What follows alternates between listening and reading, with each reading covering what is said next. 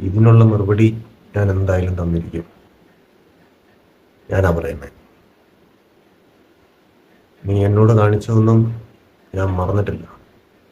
പക്ഷേ ഞാൻ ഇതിന് മറുപടി പറഞ്ഞിരിക്കും. നീ കണ്ടു.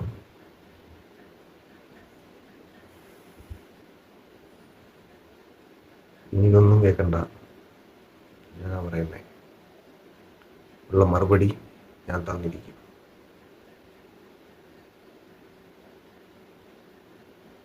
ഒന്നും വേണ്ട. നീ എന്ത് കരുതി എന്നെ കുറിച്ച്? നീ എന്ത് കരുതി എന്നെ കുറിച്ച്? പറ. നീ പറ. ഒരുപാട് കാര്യങ്ങൾ വിഷമിച്ചു. പക്ഷെ അതിനെല്ലാം മറുപടി